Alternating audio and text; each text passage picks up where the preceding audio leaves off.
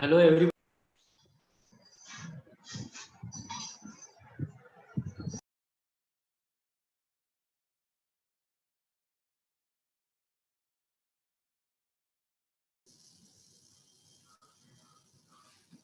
How are you, Dr. Joshi sir? Joshi sir, you are on mute, sir. Ekdam fine. Nice to see you. Nice to see you. Nice to see you. So Rohit, another 5 minutes we will start. Sure. All the chairpersons and then over to you. Yes. You're going to share from your laptop, right? Yeah. Yes.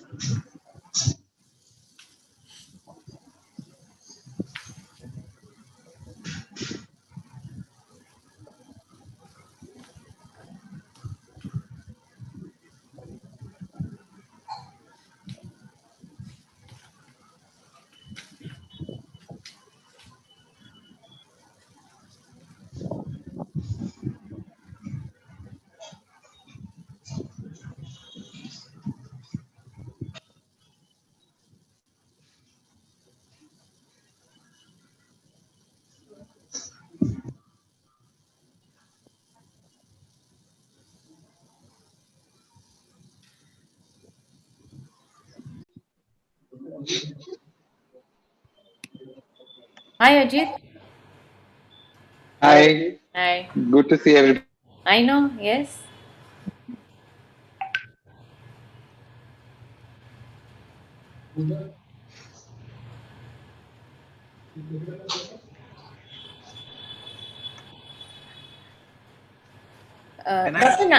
Nangya, you will start introduction. I tried calling Rupali, but I couldn't contact her. So the first three speakers, you can introduce. Then I think Medha will, and then I can do that.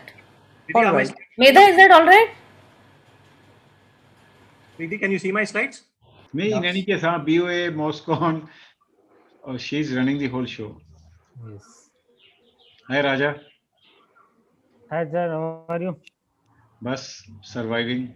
Why surviving sir? क्या बात कर रहे हो आप? Hi. याच्यामध्ये ते व्यवस्थित दिसत नाही. बरोबर. तो ब्रेक होतो, फेस ब्रेक होतो बऱ्याच वेळा फेस. म्हणजे हात असा वरती केला की काहीतरी असं वेगळं.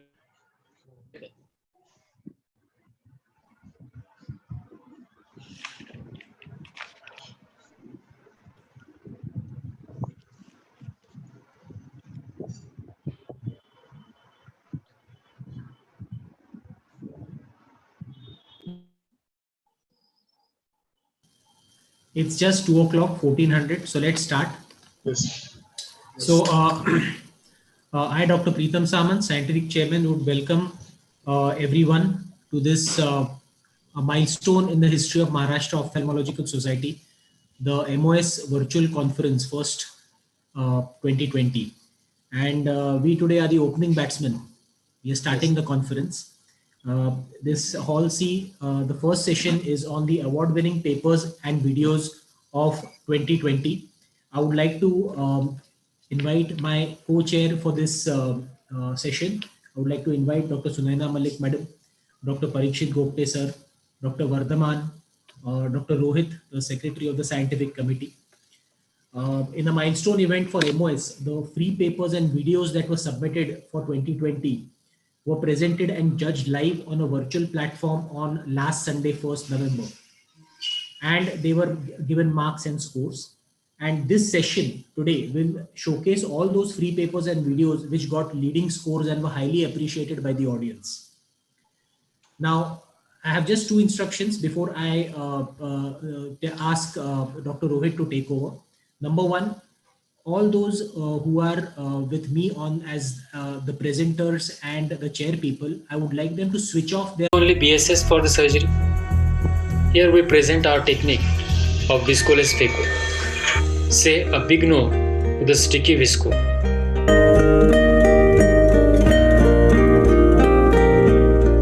It is important to keep the anterior chamber maintained throughout the surgery.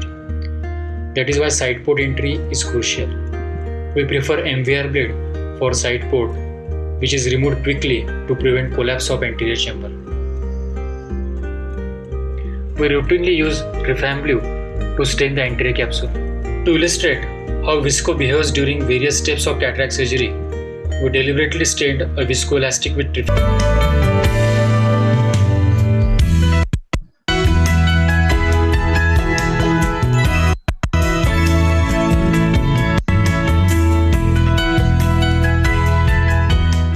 Hydrodissection is performed routinely. During nucleus management, first insert the phaco probe with irrigation on and later replace the chopper in left hand. With the phaco energy uses, direct chop was used.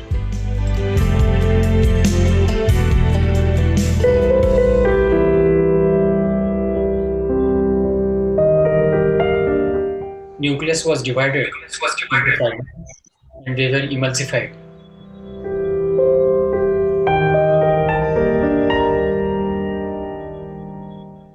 For irrigation and aspiration, chopper was removed first, which was replaced by irrigation probe, and then the phaco probe was removed. Through the side port, aspiration port was introduced, and then the IF was carried out.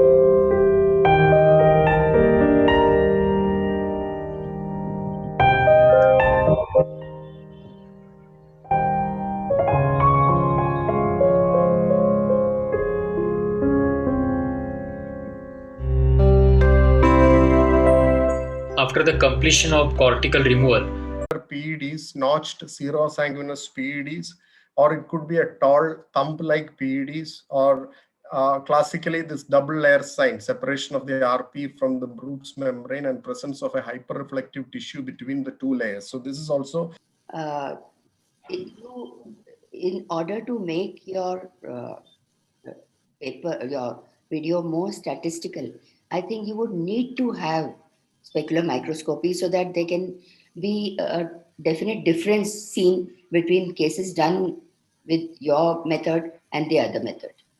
when when we are playing or the person is talking, so that will give us a crisp audio.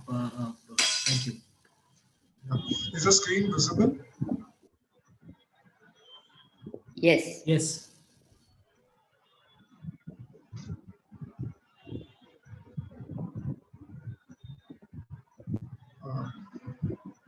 One second. So sorry.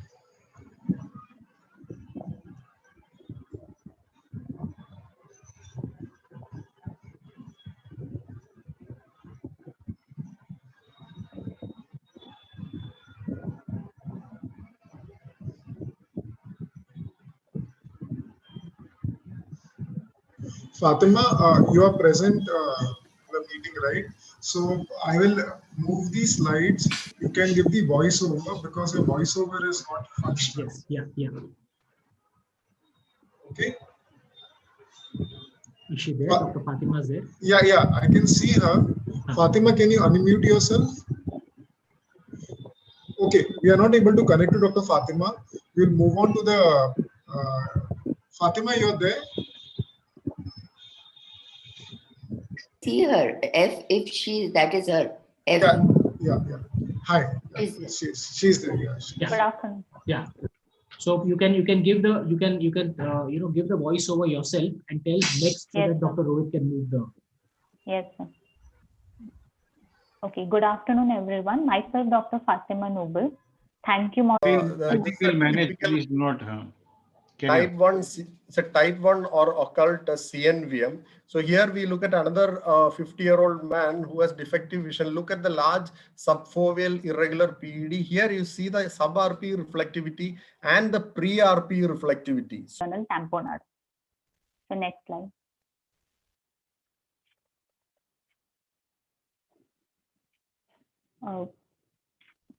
So can you just play the animation? Yeah, it just give me a... The foreign body had a good visual outcome than the patient who had a non-metallic foreign body. And size of the foreign body patients who had a foreign body more than 4 mm had a poor visual prognosis than the ones having a foreign body less than 4 mm.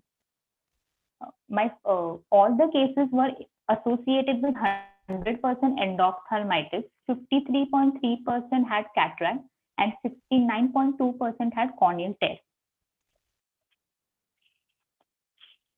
So coming to the time interval between the trauma and surgical intervention, it was earlier thought the more early you do a surgery for intraocular foreign body, the better will be the prognosis because you are avoiding endophthalmitis. But now it has been studied that if it's a metallic foreign body and if you delay it for some time, it will reduce inflammation and you can handle it well. So there is a controversy in this. Coming to the visual outcome, the overall logMAR improved basically after intraocular foreign body removal. The next slide.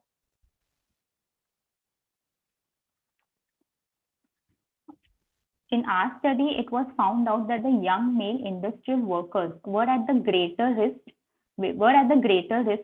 in this study, and the outcomes depended upon the size of intraocular foreign body, the site of lodgement, the entry wound, the endophthalmitis, and type of intraocular foreign body, with non-metallic having a worse visual prognosis.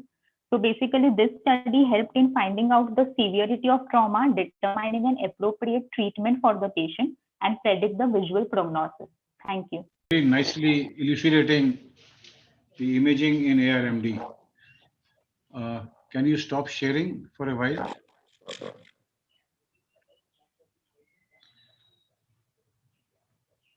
So, any questions by anybody?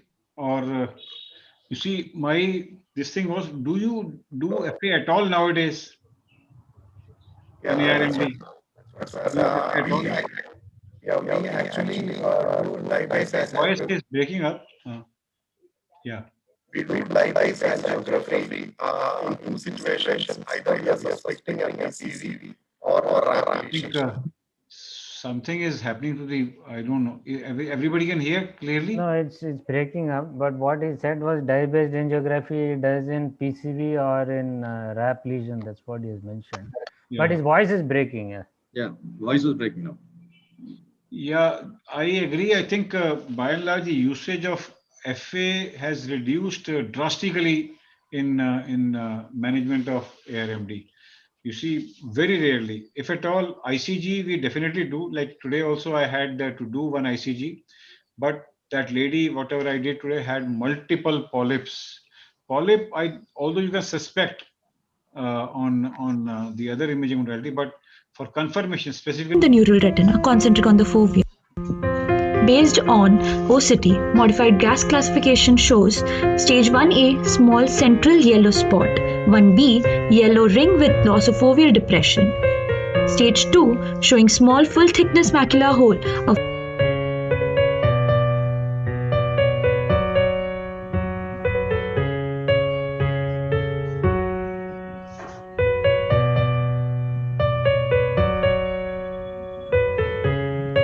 The first successful macular hole surgery was published by Kelly and Wendell in 1991. These are the basic steps in a macular hole surgery.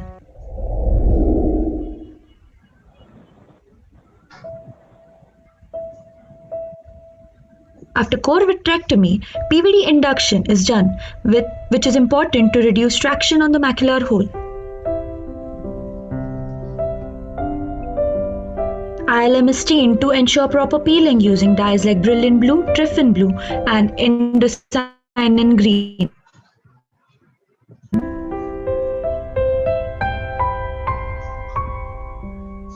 In the pinch technique, ILM is pinched with forceps and gently pulled away from the macular hole margin. In flip the flap technique, a small incision is given over the ILM away from the macular hole margin. Then the ILM is held with the forceps and pulled as a flap.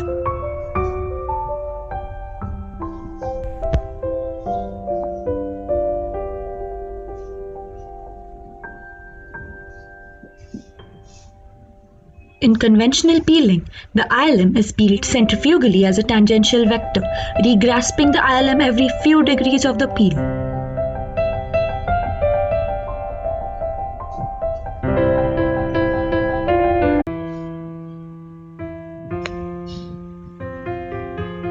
In case of simultaneous retinal detachment of macular hole, utmost care should be taken to stabilize the retina. This can be achieved by injecting PFCL prior to ILM staining. In addition, PFCL also prevents the dye from gaining access to the subretinal space. If we are unable to use PFCL, the dye can be injected away from the macular hole.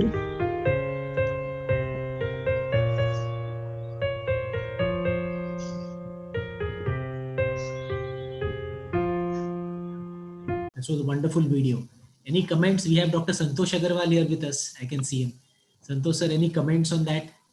Dr. Santosh Agarwal, a very accomplished retinal surgeon with a lot of innovative techniques he comes up with. Santosh sir, your comments?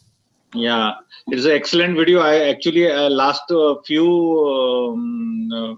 techniques I could see, and it's really brilliant blue is very amazing. It gives staining, and we can perform in whatever way you are comfortable with the technique. And I think inverse flap technique is very good technique. And I have no experience with the capsular piece or any other method, but whatever I am doing, I got excellent result with that. Thank you, thank you. Shall we proceed then, Rohit? Yeah, absolutely. Thank you, Dr. Sumitra. Thank you for the presentation. Let's proceed. Thank you, sir. Yeah, I welcome Dr. Prashant Bavankoe, sir. He has just joined us. Welcome, so the next we have a retrospective multifactorial study of pediatric infectious and non-infectious keratitis in South India by Dr. Abhijit Tagare. Dr. Jagannath Buramani sir has joined us on the panel. Welcome, Dr. Buramani sir. In many other trials. Then the next question is which injection to choose. Let's not go into the names, the title, the topic. This protocol T is about comparing bevacizumab, ranibizumab, and aflibercept. Basically, Avastin, Lucentis, or Excentrix, and Eylea. Which one is better? So in this protocol, again, what you see is patients who have less than 612 vision or 20/50 vision. Patient with RRDs with proliferative vitreoretinopathy equal to or more than C1 with coexisting macular hole using different management strategies. Patient underwent standard study. This is a prospective non-randomized observation of 6 and N6 in both eyes. Applanation pressure correlated with the corneal thickness were 12 and 13 millimeters of mercury. And you can actually see what the front of the eye looked like. The anterior segment appeared normal and the discs were also normal. So here was the dilemma that this was this lady, 50-year-old, not using a presbyopic correction, having discomfort or headache when she was doing near work, and on lubricating eye drops. Intraocular pressures had never been on the higher side, and the disc was normal. So we didn't think in terms of getting the visual fields done because it was just a simple headache that she had come for. And now we did a gonioscopy, and I'll come back and tell you why we did the gonioscopy. because when we saw the inferior angle in the superior at 1 month in various groups are demonstrated here. So to conclude, better macular hole closure and attachment rates can be achieved with inverted ILM flap technique. Visual acuity gain is seen more in inverted ILM peel group compared to no peel group. Though challenging and not free of complications, inverted ILM peel can be considered as a procedure of choice in these cases. The limitation of our study is that it has a small sample group. Definitely large randomized study. Hello. Hello. That was a great free paper. Thank you, Dr. Prashant. Thank you. Yeah. Let's move on to the next one. Rohit, which one do we have next now? So the next we have a wonderful video by Dr. Santosh Agrawal of an innovative phaco chopper. Okay. Again, for all our audience and panelists, I would like to say that these are all videos and free papers which made a great impact on last Sunday on our judges and our the people who attended. But we are still in the process of computing the marks and scores, because there are total of 13 categories under which we will be giving the awards for these free papers and videos. So we will take a day or two more to actually compute the scores and come up with the awards. Yeah, please go ahead. Let's start. I am Dr. Santosh Agrawal. I am going to present the video on an innovative visco chopper through which the visco can be delivered inside the entry chamber. It acts as a two-way function.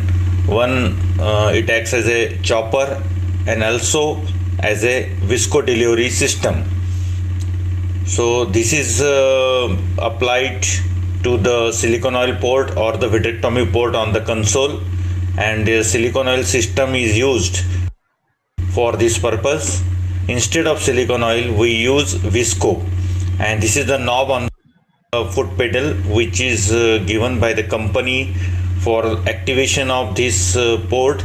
You can see the VAPI port on the console, which is specially made for this purpose by Turbovit Appasamim the visco through a automated visco delivery system. So we can take out the fluid cortex, at the same time we can inject the visco. Now this is the PC rent which has taken place, and to avoid the extension of the PC rent, we can inject the visco inside the entry chamber through this chopper, so that the entry chamber depth is maintained, IOP is maintained, and the visco will take care of PC rent and the vitreous. Now this is the small pupil. Again, it is very difficult to perform the CCC, so visco can be delivered and you can have CCC with ease. This is another case of hypermature cataract challenging situation. Here I used AC maintainer to deliver the visco. You can maintain the entry chamber and you can extract the fluid cortex, the liquid cortex, through the main incision or through the extractor. This is another challenging situation where the last piece of the nucleus, while removing you need good AC depth, otherwise PC rent can happen. This is another challenging case of lens induced glaucoma case. Corneal edema is there, iris is coming out through the wound, lot of IOP pressure in spite of all measures. We have taken anti-glaucoma measures. So this visco inside the antechamber can give you protection from the endothelial damage.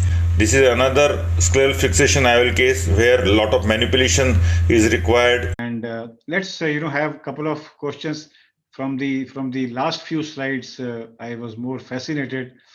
Whether do you agree that you see seeing those slides of macular hole and a cataract surgeon injecting a 22 gauge needle straight into the vitreous cavity rather than a two-level incision? Do you at VRC advocate any comprehensive ophthalmologist giving these injections? So as of PC rent and to have a good depth of AC, I think this is the most rewarding technique.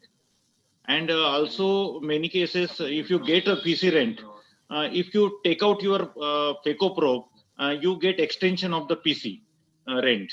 But so the inferior defect is very well seen in the second image. but there's no superior defect. And as you move to the third photograph, you can see the ring in the middle. And so it's moved away from the optic disc. And you can see that there is a temporo-superior defect. OCT angiography versus structural OCT. Myself, Dr. Shruti Ladha from Shanti Saroj Netralaya, Meerut.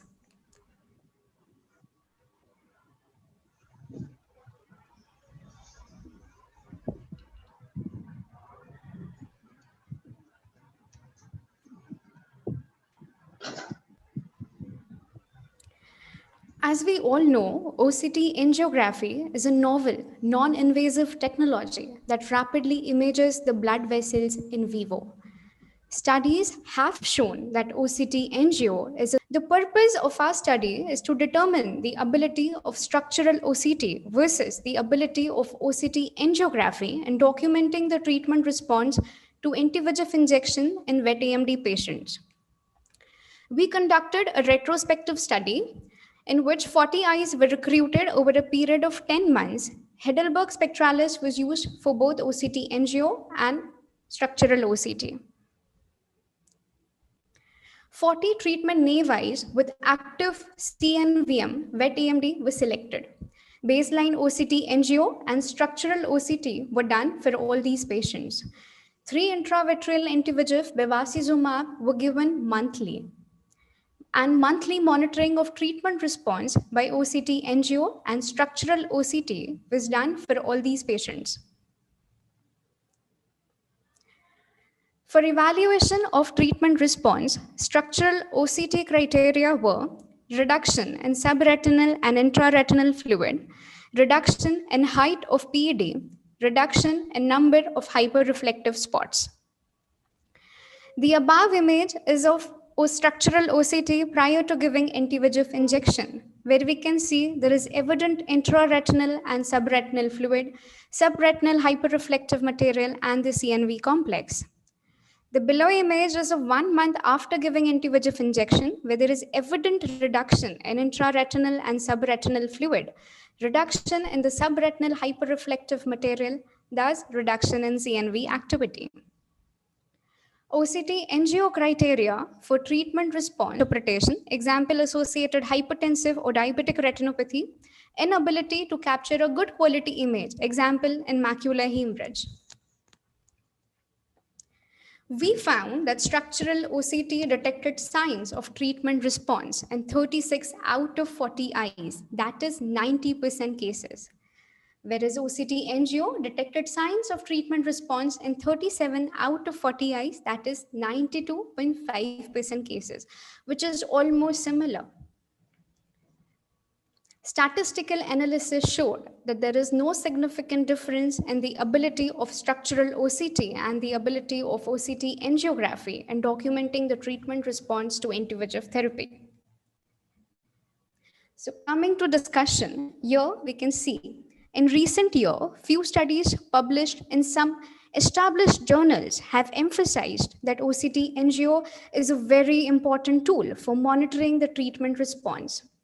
But none of these studies have simultaneously compared OCT angio and structural OCT.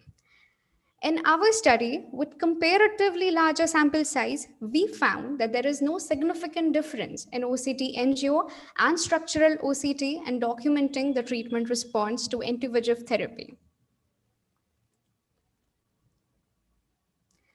So the conclusion of our study, though OCT angio was more sensitive compared to structural OCT for documenting the treatment response to anti-VEGF injection, the difference in sensitivity was not statistical. Or intraluminal and interstitial pressure rise, leading to retinal ischemia, which leads to this VEGF increased production.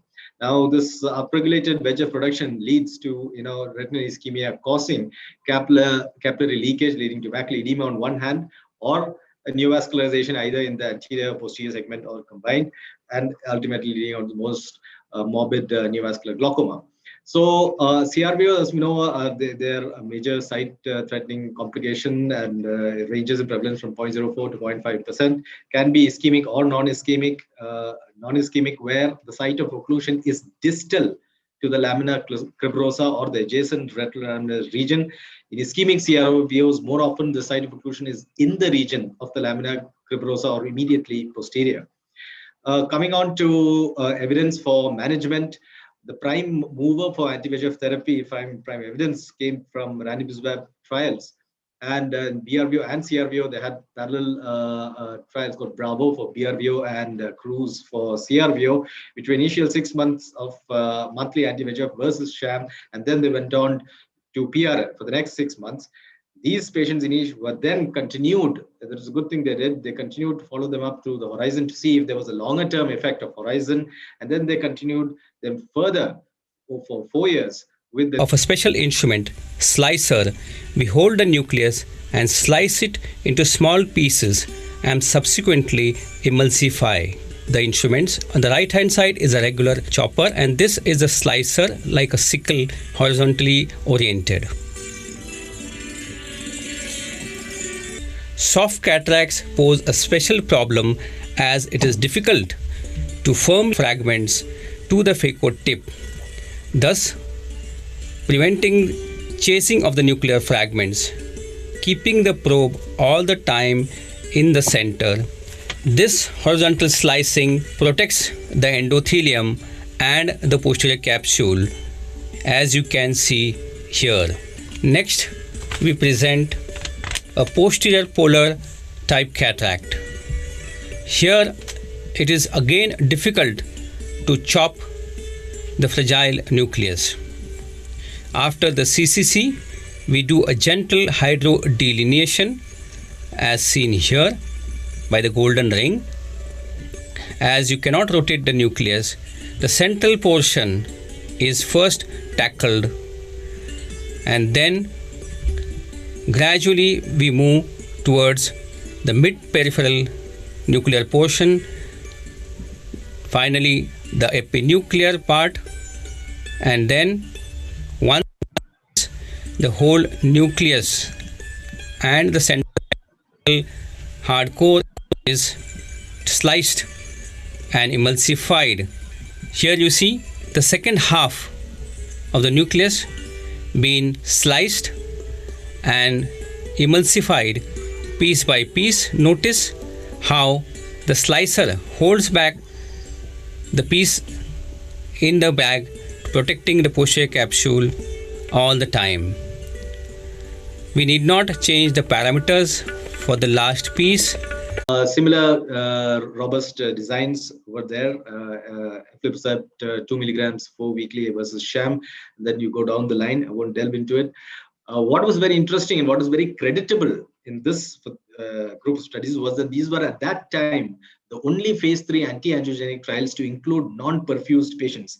Very often the criticism that came up in conferences and other meets were that, people, when they design a large trial, they would put in that much of effort, but they would just skip the ischemic patients. They would only include the non-ischemic patients to boost up their, final equities. But this study bravely put up of the procedure. See the ease with which the fragments are being sliced requires very minimal energy, which is friendly to the endothelium. Retinopathy or diabetic maculopathy, if you have retinal thickening like this, or because of the epiretinal membrane, because of the pull, the retinal tissue is like thickened. So here also you can have overestimation. The third is database artifacts. So this can be red or green disease, or misdiagnosis or a misdiagnosis. This is commonly seen in patients with myopia because what is statistically. Thank you very much for sharing your amazing technique. Thank you, Amos. So next we have Dr. Abhijit Tagare online. I would request Dr. Abhijit to give a voiceover for his presentation. I will be sharing the presentation from my side. Hello, sir.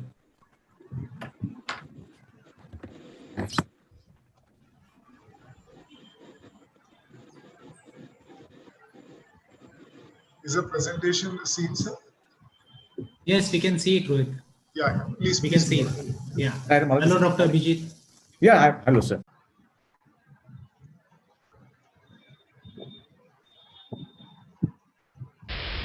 Respected everyone, myself Dr. Priyanka Kanekar and my paper topic is study of efficacy of revamipide 2% and carboxymethyl cellulose 0.5% eye drop in dry eye cases, co-authored by Dr. Rupa Naik and Dr. Siddharth Sane. Background and objectives. Dry eye disease is a tear film disorder which causes ocular symptoms like foreign body sensation, dryness, blurring of vision, photophobia and tear film dysfunction. The prevalence in India is 29.25%. The primary causative reasons of dry eye are lack of tear production or increased tear evaporation which causes deterioration of the ocular surface and is associated with ocular symptoms for more than or equal to 2 months. Schummer's 2 test value less than 5 mm at 5 minutes or tear film breakup time less than 5 seconds. Patients willing to participate in the study and who are ready to give written informed consent. Exclusion criteria: patients with active eye infection, known allergies to ingredients of the 2 drugs, using contact lenses, blepharospasm, glaucoma, punctal plugs, vascular disease, history of ocular surgery within 1 year and history of any ocular medications which causes dry eye. Total 80 patients with dry eye disease fulfilling inclusion and exclusion criteria were selected and they were divided into 2 equal groups such as Group A included 40 patients which received revamipide 2% and Group B included 40 patients which received carboxymethyl cellulose 0.5%, 1 drop in each eye 4 times a day for about 3 months. The following parameters were evaluated: distant visual acuity, anterior segment slit lamp examination, tear film function by tear film breakup time, tear secretion, Schummer's 1 and Schummer's 2 test, slit lamp examination of tear meniscus height and IOP measurement by Goldman's applanation tonometer. Follow-up: patients were assessed at 4, 8 and 12 weeks. Results and observations. Table 1 shows demographic data. There was no significant difference between the 2 groups since the p-value is more than 0.05. Comparison of mean Schummer score. In the follow-up period after treatment with drugs at 4 weeks, there was no significant difference in the mean Schummer's test score between revamipide and CMC groups. In both the groups, Schummer's test was found to increase gradually from 4 weeks to 12 weeks. Myocardial infarction, uncontrolled hypertension, obviously parenteral photocoagulation for neovascularization. And at the bottom line, goes without saying, but very important, that systemic disease control is critical at the end of the difference at 2 weeks. Similarly, S. Kinoshita observed significant difference at 4 weeks between revamipide 2% and placebo groups. In our study, a significant difference of mean Schummer's and tear film breakup time score between 2% revamipide and 0.5% CMC groups was observed at 8 and 12 weeks. It suggests that revamipide 2% eye drop improves the tear production and quality in dry eye patients by increasing the mucin production from droplet cells. The reported adverse effects were similar between the 2 groups. However, there are few constraints to the current.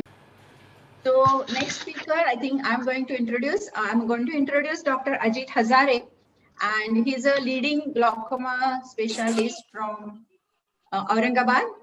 He's going to take us on PG medications in glaucoma and what is new normal. After this, he's going to present with a case also, a very interesting case. So over Dr. Ajit Hazare. Yes, good afternoon, everyone. And I thank MOS and masking the unsightly lenticular opacity.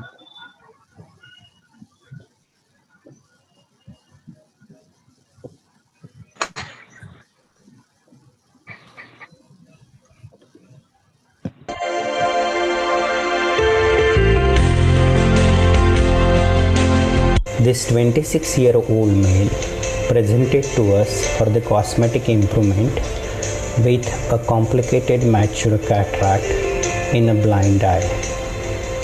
Doing a cataract surgery in this eye, initially we separated the corneal lamellae with the help of knife, followed by the corneal lamellar separator, which we use in a case of corneal lamellar surgeries.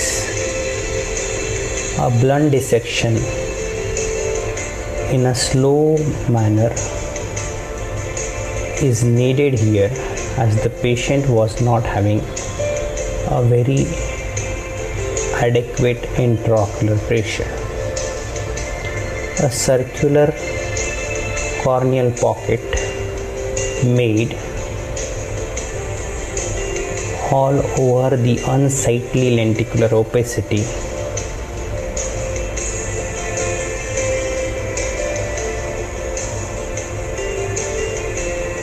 The care is taken to cover the opacity all around and make it a circular one.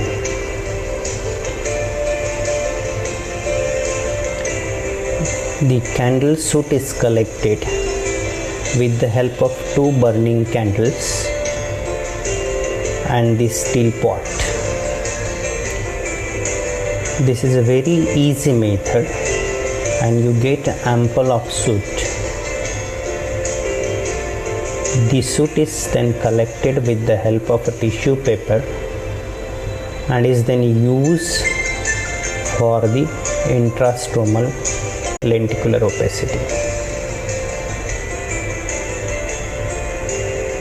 Doing this extraocular surgery in a blind eye with lot of intraocular issues have avoided many intraocular complications like hyphema,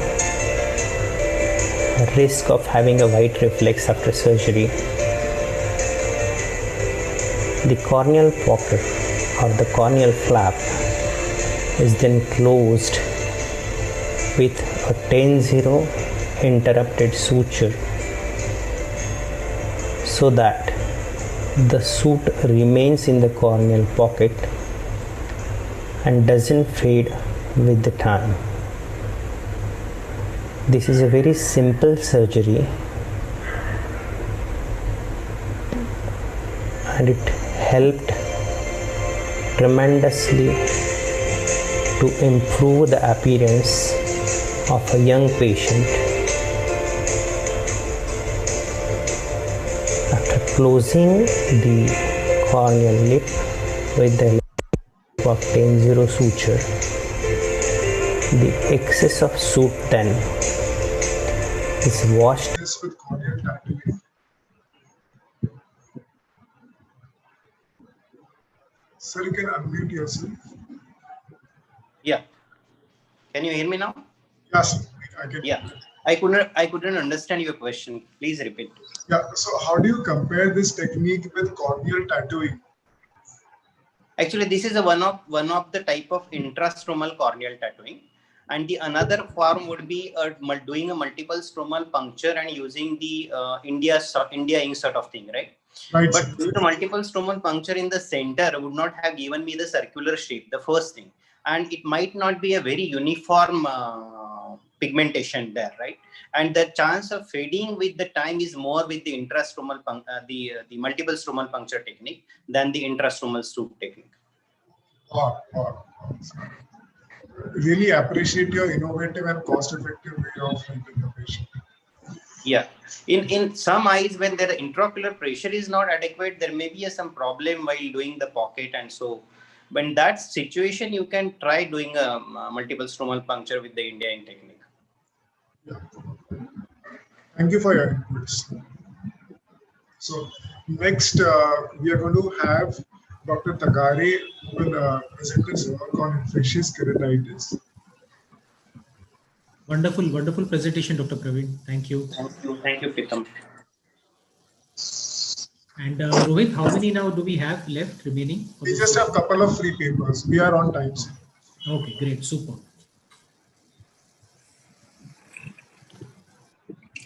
And then you can show another one. Sure, I'll do that.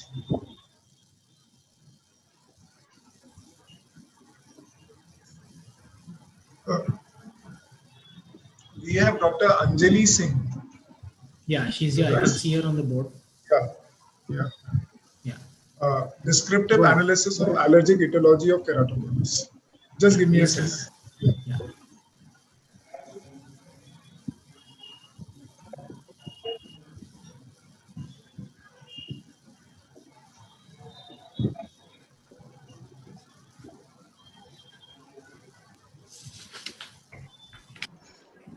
Hello. Yeah. So, Dr. Anjali, can you give the voiceover? I will move on with the slides. Dr. Shivraj, will come to your presentation after this, if you don't mind. Sir. Yes. Dr. Anjali, I am again starting the presentation. Please give the voiceover. Yes, sir.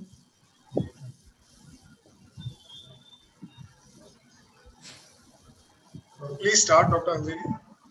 Wait, your screen is still not sharing, Rohit. It's still. It's not. Okay, sorry. I'll just Yeah.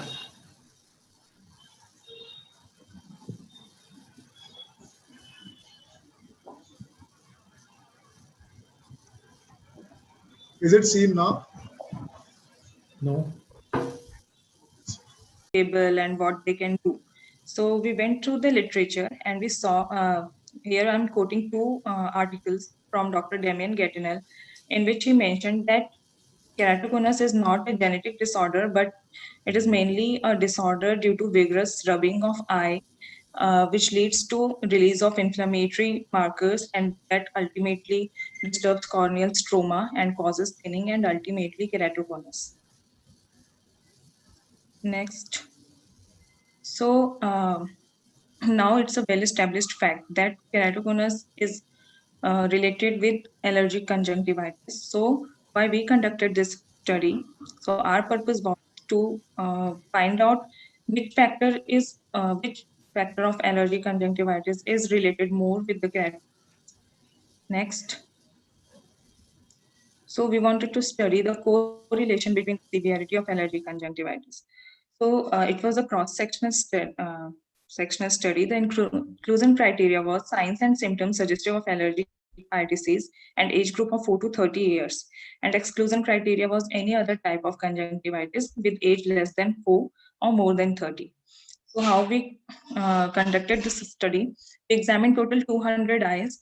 A detailed clinical history was taken. Best corrected visual acuity was done. Detailed clinical examination was done. Slit lamp microscopy, keratometry, video keratography, and Amsler chromic criteria was used to grade keratoconus. Next. Next. So here are the results. Okay, fine. Thank you, Dr. Swapnesh, Dr. Manish, and Dr. Preetam for this opportunity to present in this meeting, and thank you for the invitation. Obviously, I cannot cover all the pediatric retinal disorders in about 8 minutes time, so I'll just limit myself to surgical disorders. Hello, can you hear? I can't hear actually. We can hear. Can you hear me? We can hear, sir. We can hear. Please. Okay, fine. Sure. So we'll start with some of the disorders which we come across in routine clinical practice. One of the commonest is persistent hypoplastic primary vitreous.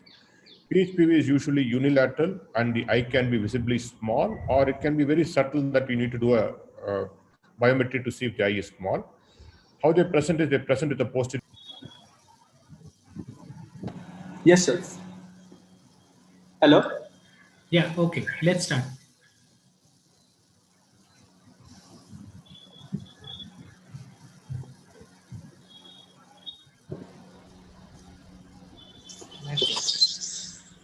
Is the screen visible?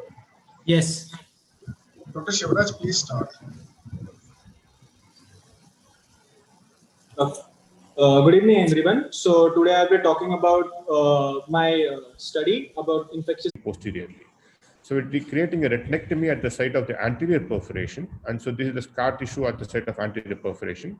Similar site of fibroscular proliferation we will see when there is a globe rupture as well. So once the retinectomy is done and the retina is reattached, and we do laser photocoagulation and oil. Another trauma which doesn't involve the eye can be Terson syndrome. So this is usually following a head trauma, and this is a sub-ILM bleed over the macula. Most often it's bilateral. And compared to non-infective keratitis, which was about 6.8%. Next. Going on to this associated risk factor, it was found that most with BCL, patch graft was rarely used in my study. Amniotic membrane grafting was also used in the study.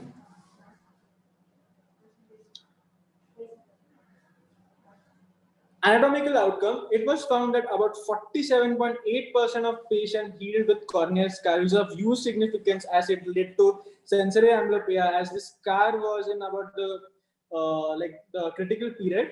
So it is very necessary in order to diagnose the patients as early as possible, as diagnosing early and treating early will always lead to a favorable anatomical outcome and decrease the probability of having scar, and hence the profitable or better visual outcome as well as anatomical outcome for the children. So it was found a maximum number of patients healed with medical treatment, and other surgical modalities were rarely involved in this study. Can we now go into Dr. Rupali's, because we don't have too much time? Can we go to Dr. Rupali's case and we can discuss that also? Rupali, are you connected? I think she's there. Yes. No, she's not able. We go on to the next session, which is strabismus. I think I'm chairing that session, so I think I can see the first speaker already there. Thank you so much, Rohit, for being with us. We still have 1 minute to go, I think. Hi, madam. How are you? Hema, hi, Hema. Nice Hi, to Nipa. see you. Hi, Dr. Uday. Uday, nice to see you too. Shall we start? If we can start early, why not? Uday is there. We have 2 minutes actually. We still have 2 minutes, I know. But Abha Kanade ma'am is here. Which is expected from all of you. Thank you. Uday, are you ready? Uday, unmute yourself. No more presentations. Actually, I'm not very well versed with this thing. I'm searching for my presentation to share. It's okay. Presentation share correct, screen share correct. Uday, share your screen. Share your screen. Yeah, yeah. One sec, ma'am. Share screen share. No, but first of all, keep your presentation on your desktop, on the screen of your laptop. I had done that, but I thought. Now share screen. Click on share screen. It'll open. It should open. Go on the green button and do share screen. No, you are not. You haven't done it. Click on the green button at the bottom. At the bottom, there is no green button. Are you logging in from your mobile? Or from there has to be a green button. If you are in Zoom. I am logging in from my laptop, from the link which has been given by the mail. That's okay. So the link is correct. You are there in the meeting. The link is correct. There's a button at the bottom. Just see a green. Uday doesn't know how to link it. Host has disabled participant screen sharing. That's what coming. Okay, Preetam. Should we go into the next talk, or should I help Uday? Good afternoon, everyone. At the outset, I would like to thank the organizers for giving me this opportunity.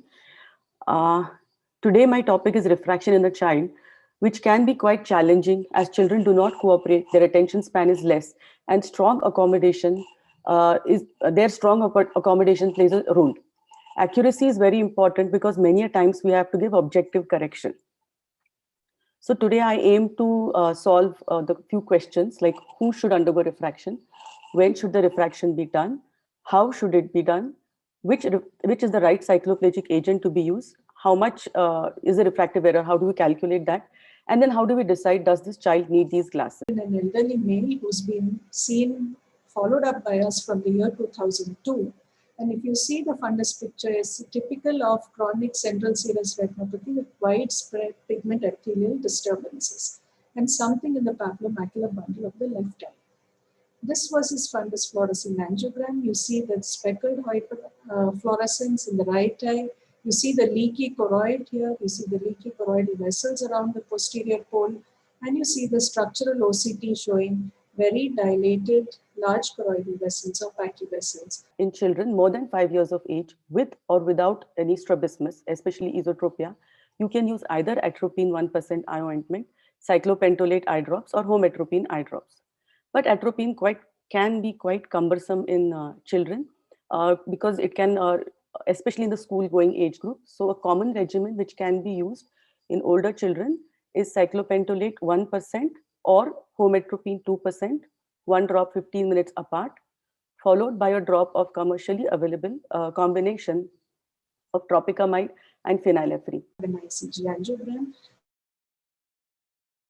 Features the sharp peaked PED, the notched pigment epithelial detachment, and a hyperreflective ring underneath the pigment epithelial detachment were believed to be sufficient findings suggestive of PCB diagnosis, and any three of these were believed to be sufficient to make a diagnosis without the presence of ICG angiography. Now, this is a patient diopters. If there's a refractive accommodative esotropia with normal AC by A ratio, you have to give full hypermetropic correction. With high AC by A ratio, executive bifocals with or without distant correction as needed are given. Taking A is best for branching vascular networks, and this is what we see here in this slide. You can't see the polyp on OCTA because it's a very low flow lesion, but you see it well on ICG angiogram. The vascular network is seen very well on the OCTA. This is myopia management. With the increasing incidence and prevalence of myopia, we should not only, if we cannot prevent the onset, we should at least try to control the progress of myopia. This includes some advice regarding reduced screen time and time spent on indoor activities, as well as increasing the outdoor activities. Up till now, we have been giving optical correction only for the in the form of single vision lenses to improve the vision. But nowadays, there are options available in the optical correction in the form of executive bifocal lenses, peripheral defocus lenses. Focal choroidal excavation and found that this was often a site for development of PCV in eyes with pachychoroid.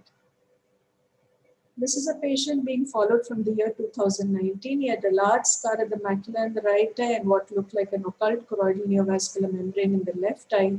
And 6 years down the line, he developed a peripapillary CNVM nasal to the disc and persistent recurrent fluid in the left eye. For maybe 2 hours before they come to you. And when they come to you, add a drop of P+, and it works. Then the pupil dilates actually. Otherwise, it doesn't. And the homide has already done its work. So look at the pupil snap line. This is my index case, which I did many years ago. What the hydrodissection goes on, that's the snap. Okay, so let's watch that again in action replay. Now you notice I'm doing the hydrodissection to the side point, bad eye. That's the snap. Because it's such a closed chamber, you get much higher pressure. Hence you get the. At that time, I didn't know what had happened. I knew something had happened. As I proceeded with the phaco, I could see that the nucleus started tilting. Once the nucleus started tilting, I knew that I had had a posterior capsule rupture. And then I used a vectis to deliver the nucleus, having enlarged the wound first. If there's anything good about the hydrorupture of the posterior capsule, I would. The conjugate binocular movements, that is versions, followed by uniocular eye movements, that is ductions, are to be tested in all the 9 diagnostic gaze positions. These 6 cardinal gaze positions, we test one muscle from each eye, which is predominantly responsible for that movement. Superior rectus, lateral rectus, and inferior rectus, they are tested in abduction. So diagnostic positions for these 3 muscles is extraocular muscles is of abduction, and for superior oblique, medial rectus, and inferior oblique, rectus is acting normally. If not like that, then it's a underaction. The next most common muscle to overact is inferior oblique, and it is tested in dextro elevation for the left eye and levo elevation for the right eye. The elevation in the adducting eye is noted. If it is more than that of the other eye, then inferior obliques is said to be overacting. Inferior oblique overaction leads to V pattern. That is, as can be seen in this, that exotropia is increasing as the upgaze is increasing. So one thing to be always remembered is exo more in up is V, and from this single you can derive all the other patterns which can be there. So inferior oblique overaction can be graded as 1+, 2+, 3+, and 4+, depending on the angle which the tangential lines passing through the pupillary centers of both eyes make. Now in this case, the elevation in the abduction appears to be okay. In elevation also it is okay, but in adduction there is complete absence of elevation, and this typically happens in Brown syndrome. Superior oblique action is tested in the adducting eye in the depression, like in the dextro depression and in levo depression. If the adducting eye is depressed more as compared to the other eye, it is superior oblique overaction, and superior oblique overaction leads to a pattern, as can be seen that exotropia in the right eye is completely normal, but the left eye is not adducting completely. Actually, it was a case of slip medial rectus muscle, and I had to explore and re-advance the medial rectus to its original place. That took care of her exotropia. This is routine third nerve palsy with total ptosis and limited elevation, depression, and adduction of the right eye. This is an interesting patient, young patient who presented with diplopia and had signs suggestive of partial third nerve palsy. On imaging, she had thickening of the nerve was quite consistent with ophthalmoplegic migraine, which she responded well with treatment. The change in the interpalpebral fissure height has to be also noted, so that it gives us clue towards the diagnosis, like narrowing on adduction and widening on abduction points towards DRS. In this child, look how her eye downshoots and upshoots. This is again typical of DRS. If patient is presenting with ptosis, pseudotosis has to be ruled out, because sometimes doing only squint surgery might be satisfactory for the patient, because only squint surgery can make the eye fixing, and his or her ptosis can reduce. So next important coming into a great thing nowadays, because children are born, they survive well. So we have a lot of children who have disease in zone 1 or posterior zone 2 with very low gestational ages. They may have iris new vessels, they will have rapid progression, and they have very dilated tortuous vessels in the posterior pole. And for exotropia, the prisms are to be kept base in. The amount of prism strength which is required to offset all movements of redress gives us the measurement of the squint.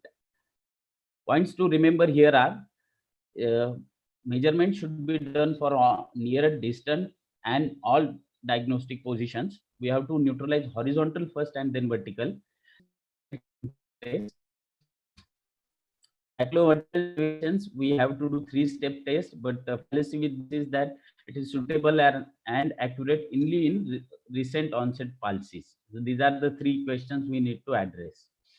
In long-term standing squints, in restrictive squints, status post trauma, and in paralytic squints, sometimes we have to do post abduction test, which can be done after appropriate anesthesia in OP in adults, but for kids it has to be done in OR only. Regarding haze charting, it's more of a prognostic value than diagnostic value. It can be serially done in patients with restrictive strabismus or paralytic patients to know what difference it has been done. So to summarize, proper motor evaluation, proper surgical planning, as well execution leads to happy patients as well as happy surgeon. Thank you very much. Thank you, Dr. Uday, for this fantastic presentation. You made cover test look so easy. Most of the times it's the postgraduates who who are very scared when they see a squint case, but you've explained it really nicely, the basic examination. Nipa, you have any questions? Dr. Nipa? Yes, may I? Yeah, sure. In the meanwhile, may I ask the next presenter to be ready with her presentation while Nipa takes the question? Dr. Zai? Nice presentation. It covered everything. I have a few questions. For your... It doesn't matter. Go ahead. I think this is a case-to-case decision. Like for -1/2 or -1, when we have to do it, like especially in cases of this question comes mostly when there is palsy, especially 6th nerve palsy patients. Yeah, definitely. If in 6th nerve palsy, if it's a paralytic condition, then -1/2 or even -1 would be taken care by recess resect. But if it's more than that, we have to do some other procedures like transposition procedures and all. And regarding the overacting muscles, it is most commonly in obliques, especially in inferior obliques, that 1 plus 2 plus 3 plus 4 plus overgrading is most commonly done. And I usually do weakening in inferior obliques if they are 2 plus or more. Okay, I was just, yes, that's very nice. I'm just looking for consistency in recording. So do all of us record 0 to 4 as a scale for under and overaction, so that when we see patients after some time, or if we see each other's patients, we are all consistent in the, is that some recording system that we all follow? Do you follow the 0 to 4? Actually, this should be universal. Actually, most of the times recording of all these underaction and overactions are done subjectively. Even when we started doing this, we categorically started noting 1 plus as 1 plus, 2 plus as 2 plus. But what I have personally noted that over the time, our 2 plus maybe 3 plus sometimes. Just thank you, sir. Conduct the next session. I can already see Dr. Amit Porwal here. Welcome. Dr. Hi, Amit. Pritam. Welcome, Dr. Devendra, Dr. Akshay, Dr. Anupam, Dr. Mukesh. My apologies for handing over the session late, but we'll do the best we can. Please start. Please go ahead. Yeah, sure. First of all, I would like to thank our chairman of scientific committee, our president and secretary for giving us the opportunity at the last moment to conduct the Maharashtra UC session. That was really kind on their part, because all these sessions were packed up and still we could get time for UC. That's great. So we'll start immediately. First, I would like to invite our dynamic Dr. Devendra Venkatramani on how to prepare for FRCS and FICO. Progression to constant exotropia, and then you can have some hope of restoration of the bifoveal fixation. In most adult patients, surgery can only help to achieve orthotropia, but not the bifoveal fixation.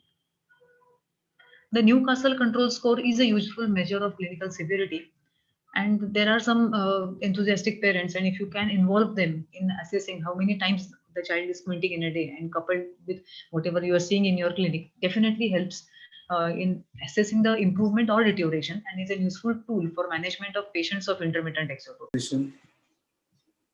And what I couldn't do at that time, I managed to do it now. And his pupilloplasty was done, and I was amazed, and patient was very happy. On the 3rd week, their near deviation with 1 hour of monocular occlusion. So surgery then should be performed for the largest angle which is measured. Otherwise, the patient is going to have a residual exotropia, and that is going to be manifest after your surgery. Kushner also further subdivided Burian's classification of the divergence excess by an excess of divergence or excessive accommodative convergence. So they believe that these patients really had a near deviation that equaled the distance deviation, but it was masked by fusional divergences at near. So they recommended that they be treated as the basic type of exotropia. That means in these patients, it is recommended surgical intervention before 2 years of age have also been reported by some authors. The increase in tropia phase, this is what happens in many cases of intermittent when they start decompensating from an intermittent phase to going towards constancy. So that's an important indication for therapeutic intervention. That is, the tropia phase is increasing. We also obviously means that the fusional control is deteriorating. So the progression should be monitored by documenting the size of deviation, the duration of manifest deviation, and the ease of regaining fusion after dissociation from the cover-uncover test. If the patient is taking long to recover from the not recovering the fusion after the cover-uncover, obviously that it points towards the increase in tropia phase. Orthoptic exercises before taking up the patient for surgery. Strabismus surgery can help to preserve or restore the binocular vision in intermittent exotropes. Children receiving the surgery at young ages develop better post-operative binocular vision, and post-operative synoptophoric exercise. Ophthalmology refresher course for the FRCS examinations. This year, unfortunately, because of Corona, we have not been able to have it in person or in a hands-on manner, but these are some of the images from previous courses where you can see we have hands-on training and didactic lectures with actual patients. So it sort of mimics or replicates the examination setting itself. I thank everyone for the opportunity and everyone for listening. This is my email address, and I welcome any questions anybody may have. and we could always correspond on email. Thank you so much for your hearing. Thanks, Devendra, for a wonderful presentation. In fact, Devendra was quite helpful when I had called him before my FRCS practicals, and his certain tips really helped me. So I would really recommend, people who are planning to give their FRCS. Exotropia is something that is recommended for the long-term success of intermittent exotropia correction. Is that something that you do in most of your patients? That will Esotropia post-operative? Okay, if the patient is less than 5 years of age, maybe I will attempt a slight residual esotropia of about 10 prism diopters, not more than that. Because as the child will grow, with the growth of orbits and the eyes will start deviating outwards, I would expect an orthophoria to be gained by around 8 to 10 years of age. But if the patient is already 12 or 15 years... Unmute yourself.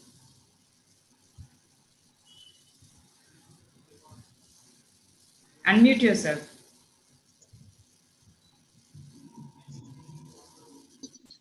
Sumita, unmute yourself. Yeah, I've unmuted. It looks like unmute only. Yes, you're unmuted. You wanted to say something? No, I just wanted to say that. Should we start? So my personal experience with IDS has been, I've always been very conservative when it comes to an IDS patient. I kind of observe them, give them a lot of patching, correct the refractive error. And in my own personal experience, the longer you wait, the later you operate, the better are the results. Yes. No, I just wanted to say I don't blame him. Pencil push-ups are very, very boring. No. We can start with your talk, Sumita. So compartmentalize your theater into different zones. What are the basic concepts to be kept in mind while designing those things? And of course, designing of the main operation theater. In a short overview, not going into details, but whatever is important to be known, I'll try to cover. So sizing is a very subjective thing because everyone will not have the same amount of luxury or space available with them. So it's a very subjective thing. There is no specific guideline for it that you need to stick to. But it's good to have a recommended OT size of 20 by 20 into 10 feet height, or at least 250 square feet of area with you for a minimum requirement of a theater. And of course, it is around the concept that at least 1.2. Smokers with TED are definitely twice as likely to need strabismus surgery compared to non-smokers who have thyroid eye disease. And of course, family history and genetics also probably plays a role here. So this is a typical patient with thyroid eye disease whom I present to you. As you can see, this patient has a clearly large esotropia as well as a hypotropia in the right eye and a very, very prominent proptosis. So when they come to, I think my slide is some font has esotropia as well as hypotropia, which are the most common forms. And this is because the muscles which are involved often show a predilection, which is a pattern which is very, very commonly described. Like inferior rectus probably is the most common, followed by medial rectus, and then in that order, as mentioned here, and obliques, though not unheard of, but they are very, very rarely involved. Again, inferior rectus, why? Probably because it's a very, very bulky muscle and it is tonically very active because of the position it is in. And that's why probably it gets involved more often than any other muscle. You can have multiple muscle involvements, you can have bilateral, you can have asymmetric, asynchronous involvement. And of course, since the hallmark of myopathy is restriction, you will have a positive post-duction test in these patients. Investigations also look at your endocrinal status, because thyroid, though thyroid dysfunction has no direct relationship with thyroid eye disease, or rather strabismus in thyroid eye disease. You can have a really bad strabismus even in euthyroid state. But it is important for the patient's general well-being that you investigate for his thyroid level. For any diplopia, you would do a diplopia and Hess chart. Post-duction and test is probably the most important clinical test which you will do in these patients, even more than diplopia. Imaging is important, And probably MRI scan is more helpful, which shows disease activity. It also shows the typical tendon paradigm. You can get confused with any of these entities here. Coming to the management, the non-surgical management probably is required in patients who have either an active disease where there is an inflammatory pathology going on still, angles are not stable. You would probably still look at medical therapy to look at to not only control the other parts like proptosis and all, but also to give him symptomatic relief from diplopia. So from the strabismus point of view, this is the time where you may think of the botulinum toxin, because at this time the muscles are not tight and fibrous and they are inflamed, but not really the tight cord-like muscles which you see. So probably you can look at botulinum at this stage when the patient is in the inflammatory or early labile stage of the disease. And of course prisms. And coming to prisms, you can give both Fresnel as well as ground in prisms. They are definitive treatment for small angle deviations. Prisms are an option even in the late fibrotic phase if the angles are small enough for you to deal it with the prisms. But while if you're looking for very large angle strabismus, then probably you can give them temporarily while you wait for strabismus to stabilize. As I said, botulinum toxin has a role in a very, very limited small area where there is only inflammation and not much fibrosis. And poor is going all the way up to 300 rupees. So that is the thing that you need to decide. But usually between 200 and 250 is what standard polyvinyl sets will cost you. Epoxy paint is a little costly affair. It might go up to 400 or 500 rupees per square feet. Produce a new strabismus, as well as it can modify the old strabismus in a way which you did not anticipate. So timing of surgery is always post decompression. And of course, you can use MRIs, serial MRIs to look at muscle edema, and that is a marker for activity of the disease and instability. And if you really see a very enhanced muscle, you probably would want to not do surgery at that stage. Environment, you make a special separate different environment all for your theater, which does not interact with the rest of the wall or the rest of the environment. So it can be made in the steel, or it can be made with the help of metal and PPC sandwiches like these panels. This is the OT that we use here at Suraj Hospital. So these are large, almost 10 by 6 feet panels, which are fitted in an interlocking way, and the joints have been covered with silicone. So this gives a seamless surface without any places for microbes or dust to accumulate. And the flooring here, you can see it is a polyvinyl sheet, and this is the coving that is done for easy cleaning of these surfaces. Tight rectus, which is often the case in these patients, proptosis is likely to increase, and multiple surgeries also need to be counseled even before you plan for surgery. During intraoperative considerations, if you have to look, then forced reductions are your friends in every way. Large muscle recession should also be combined with a conjunctival recession to avoid postoperative restriction because of the conjunctival tethering. Dissection of Tenon's capsule, especially around the inferior rectus, is very, very important.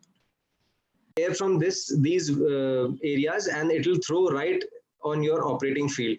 So this does not need any external communication or external ducting. This is just a in theater kind of attachment which you can attach, or you can use some air purifiers which are specifically meant for the operation theater, which are just in addition to your air conditioner that you have attached to your OT. This does not and with fairly good success rate if you review this paper, which was published in 2006. So as I said, these patients need much less surgery. Sorry, the photo has been reversed here. I have actually done the left eye surgery. Capsulopalpebral head is to the inferior rectus, and a good careful dissection can reduce this, but it is impossible to avoid it if you are planning for a larger inferior rectus recession. A pattern exotropia, especially very common after after bilateral inferior rectus recessions, and this can be tackled by either reducing the amount of medial rectus recession if it is planned, and delaying medial rectus recession if it is simultaneously planned to do another sitting, and also to nasally transpose the inferior rectus can also help it to offset this. The frequency of reoperation in this as high as 50%, so these patients need surgical follow-up. And you must not leave them just because surgery is done and you are done with them. So to summarize, surgery only functionally and cosmetically disabling, quiescent stage, conservative therapy trial should be given for every patient before you plan surgery, and cessation of the smoking and hormonal control of thyroid is very, very important to get a good surgical outcome. Standard surgical nomograms do not apply, and probably you have to titrate your own dose. In some, almost always improves the outcome, and counseling regarding realistic goals and unpredictable outcome is absolutely mandatory to avoid litigation as well as an unhappy patient. Thank you for the attention. Thank you, Dr. Sumita. Nita, you have questions? Yes. Hi, Sumita. Hi. I have two questions. Sorry to interrupt. Meanwhile, may I request Dr. Abha to be ready with her presentation? Abha? Dr. Abha? Go ahead. Yeah. Sumita, when we talk about using Botox for these muscles, since the muscles are different, would our dose change? Would it be the same, or would we, if I say you use 5 units for a medial rectus in a lateral rectus palsy, would it be about the same or would it be more? Second question is, in your personal experience, since there isn't too much thyroid, like you rightly said, in your personal experience, would you use non-absorbable sutures more and more, or do you tend to use absorbable and put them on No, I honestly have, in 1 or 2 re-ops I have used, but primary I have still been using Vicryl. Regarding Botox, I personally have no experience on Botox in these patients, but I have always felt that it is technically very difficult to deliver the dose in muscle. Conjunctiva is friable, and to hold the muscle, even if you are not really hooking and really going through the conjunctiva only. Do we have time? Yeah, we have time. Sumita, I just had a question. If you have exophthalmos and a squint and a strabismus, what would you do? Would you wait? No. Yes, if it depends on what the patient. If a lot of these diseases are like multidisciplinary approach, and you have to work in tandem with the orbital surgeon. So if they are planning to do something for the proptosis, I'm going to wait for strabismus surgery and try all the other things which I said. You can try prisms, you can try occlusion if the prisms are sometimes the angles are very large and patients just don't fuse. So Hello, good evening, everybody. I'm really thankful to Dr. Samant Square for giving me the opportunity to speak on the subject. My topic is monoocular elevation deficit. I will be discussing this topic under these headings, that is definition, clinical features, etiology, management, that is investigation and treatment, complications, and the cases. As we know that it is a unilateral deficit of elevation which is associated with variable amount of ptosis. We know that the oculomotor nerve has 2 divisions, that is superior. I switched to more healthier food choices of more fruits, vegetables, and salads in my diet, which were recommended by a lot of colleagues. And we've been able to translate that and help our patients, wherein patients, these are patient pictures they've sent on WhatsApp, and they literally come to the clinic and say that aapne hamari life change kar di hai. The other thing, the 6th thing is being mindful, that is living in the moment. So often I've been at the clinic and I think I'm not spending enough time with my child, and it's natural. Or there've been times during the lockdown wherein the house is an entire mess and I've hated being at home and I wish I could go to the clinic. And there's this excellent book known as The Miracle of Mindfulness, plus of course enough resources online, which states that you have be of supranuclear defects or it may be infranuclear defects. In acquired, usually the patient has other systemic elements as well. In the primary superior rectus paresis, you will find that the FDT is negative. The Bell's phenomena will be absent, and seconds above the midline, they are defective. 50% of patients with monocular elevation deficit with hypertropia in primary gaze have superior rectus paresis. The primary inferior rectus restriction is also a cause for elevation deficit, and in this, depending on the amount of deviation. You can also do posterior fixation suture to augment the transposition of horizontal recti. Following the spiral of telex, it gives a good results. You can do superior rectus resection in less than 25 PD hypo and upgaze ability above midline. The treatment, as I have told you that we will decide the treatment depending on the result of the FDT. If the FDT is positive, you cannot only undergo NAPS procedure because your tight inferior rectus will prevent the elevation. The lens can only influence the retinal image. These retinal images are then processed in the occipital cortex, and that processing is an amazing thing that occurs, and it's the ultimate processed image. That visual perception is what our patients see. And that is what I think we need to keep in mind, that whole framework, when we start thinking of lenses for each patient. So what are the different options? And the conjunctival suture. Then we will see some of the cases. This patient had ptosis. You can see the large amount of ptosis. There is an hypo in the primary gaze, which is there in abduction as well as primary position and adduction as well. This is after the surgery, after doing the inferior rectus recession and the Bell's and the NAPS procedure. You can see that it is almost in the normal position. Your subject to the patient and a minimum of a promotional content.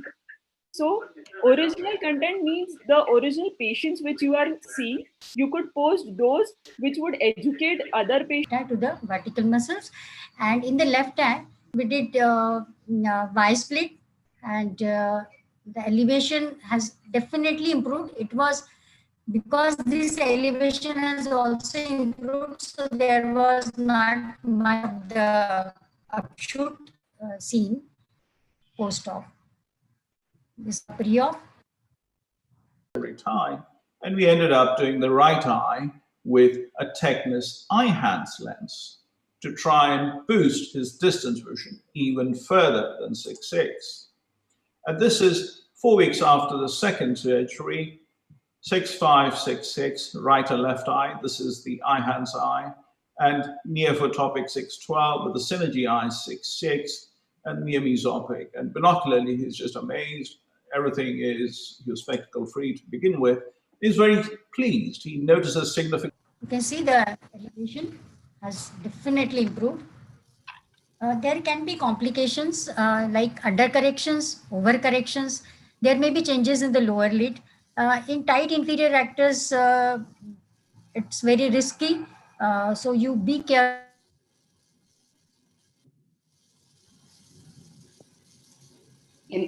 Abha, stop your slides, please.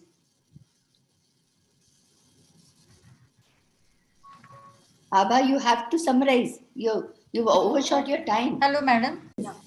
Am I audible? Yes, you're audible. Abha, stop your screen share. Abha, stop your screen share. Yeah. Go ahead, Shailaja. Hello.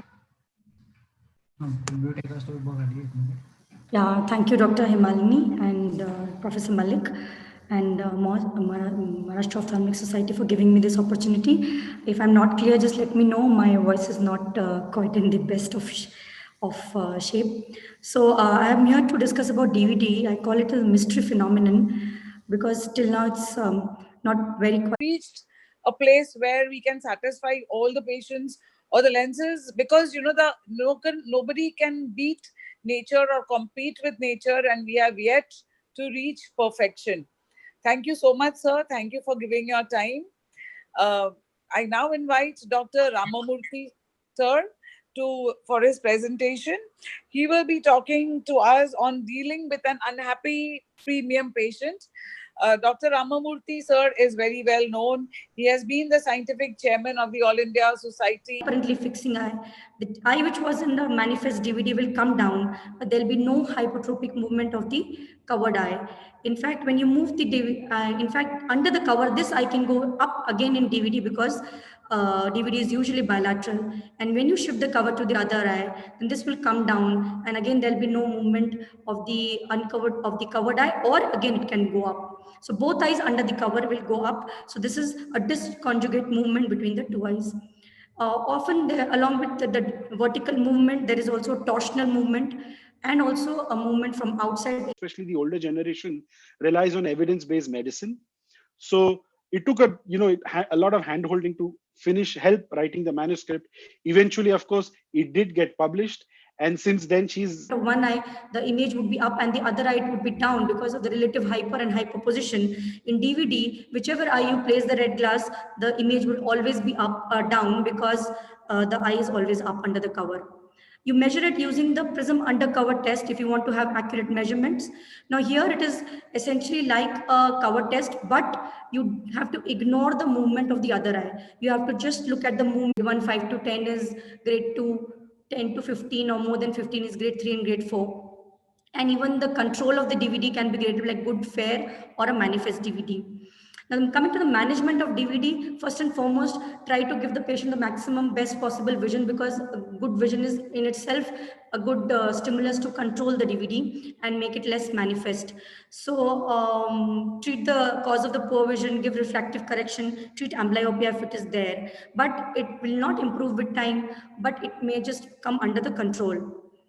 The surgical indications, first and foremost, is manifest DVD. Now you have to remember that whatever surgery you do, you may not be able to abolish the DVD completely. So the aim is to improve the cosmetic appearance and make a manifest DVD into a latent DVD.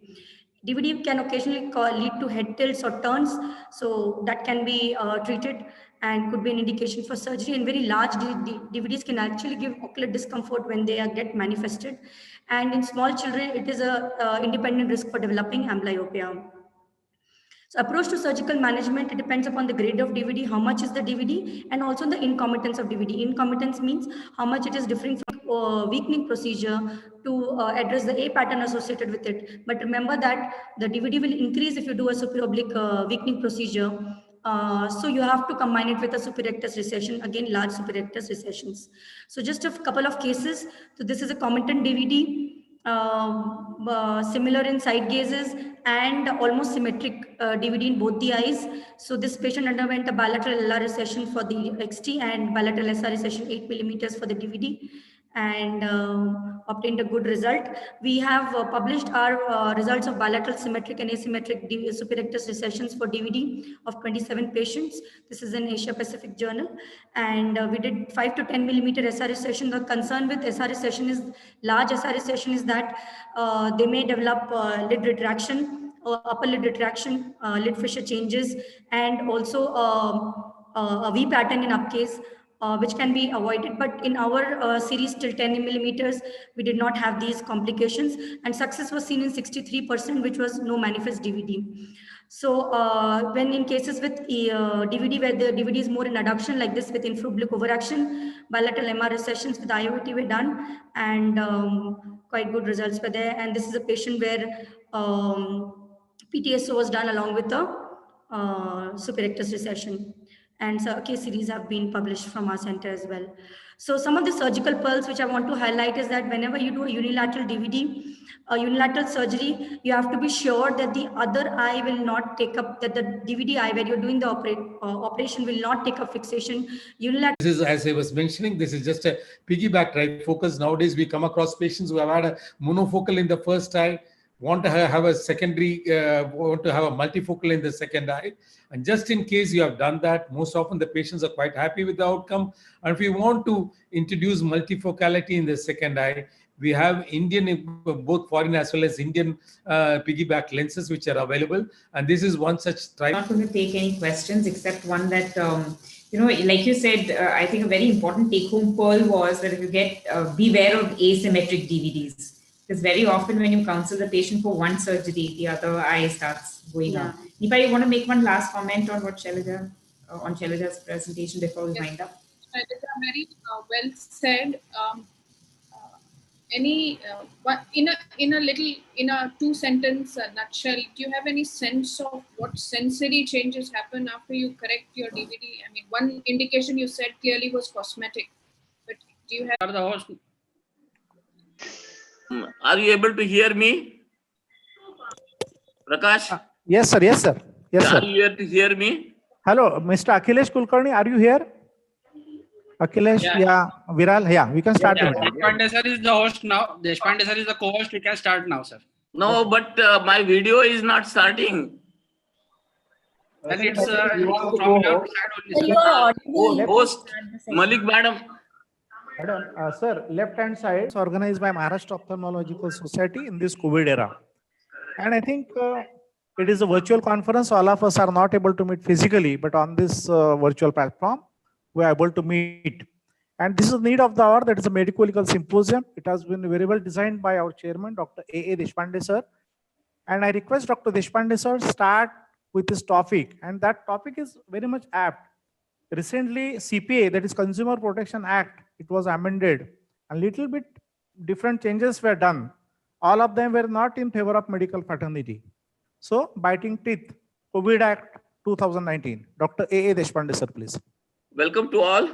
Really speaking, this act was there previously also, but because previous act was totally peeled off, means cancelled, and a new act has started. It has a little big biting teeth, and about that only I am going to speak about in detail. Can you share your presentation? Can you share your yeah? It is Neha Yes. Deshpande screen. May I request Dr. Neha to stop screen sharing, please? Yes, sir. Kovidha, Neha बंद कर. And you can start sir's presentation. Share.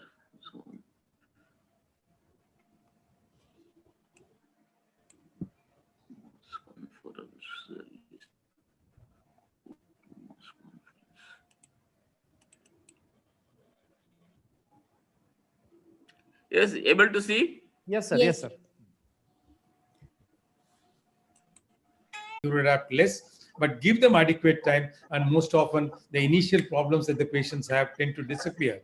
To carry on from where Dr. Milind Pandey left off, I will be just sharing a few scenarios, and you can see here, these are just screenshots of my actual patients. A Symphony multifocal intraocular lens implantation done.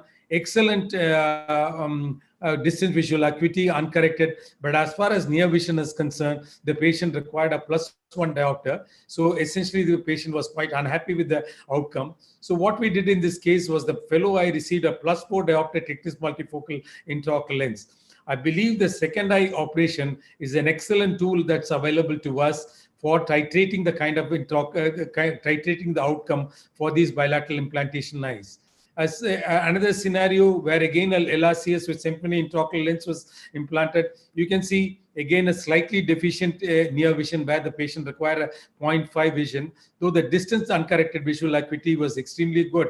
So what we did in this scenario was to did a bit of a mini monovision where we titrated in case the patient had a 21.2 diopter biometry. It was 20 lakh was the limit of demand, but here the limit is not of the demand, but limit is of bills that you have paid. And up to the paid bills means any hospital has paid, if up to 1 crore, the patient is able to put the case in district forum only.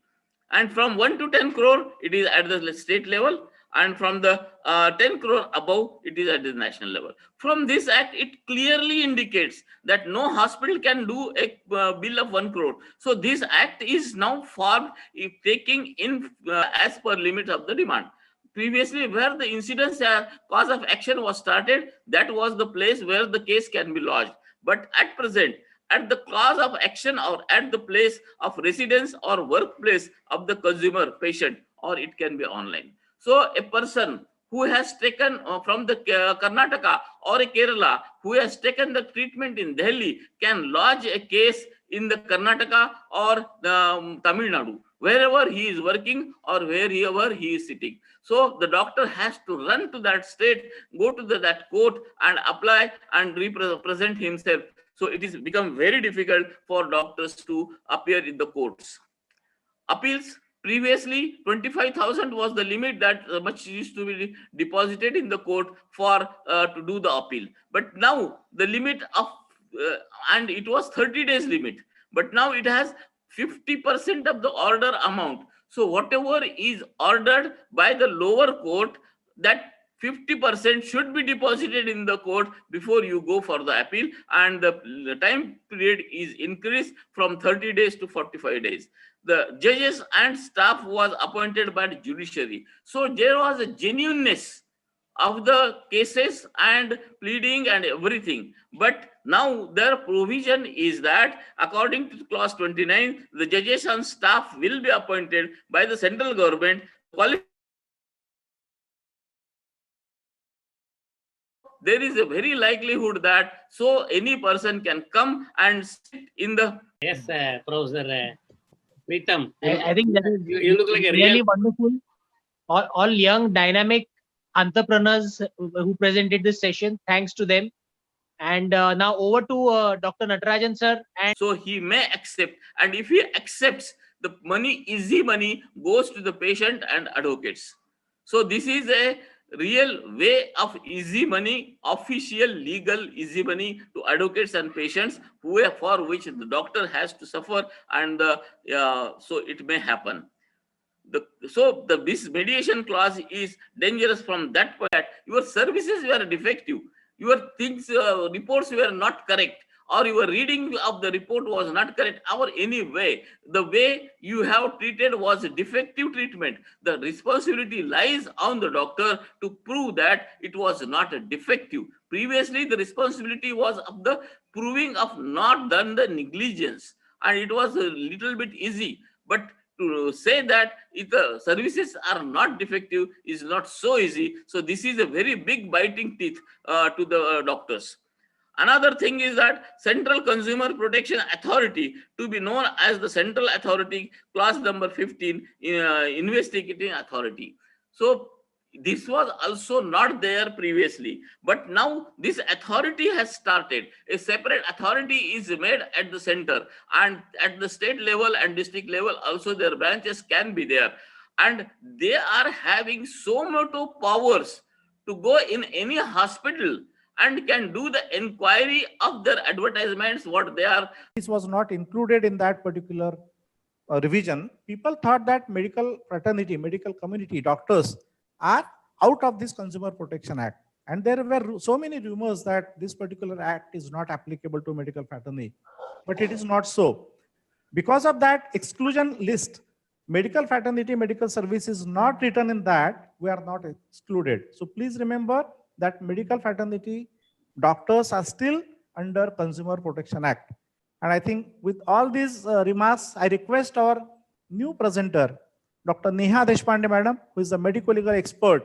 She will be speaking about problems faced in medical practice during COVID. Welcome, Dr. Neha Deshpande.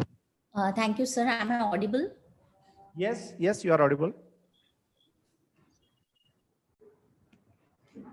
The second most challenge met by the health workers and all the hospital staff was switching into the scrubs at the entry to the hospital and again back to the street clothes at the exit.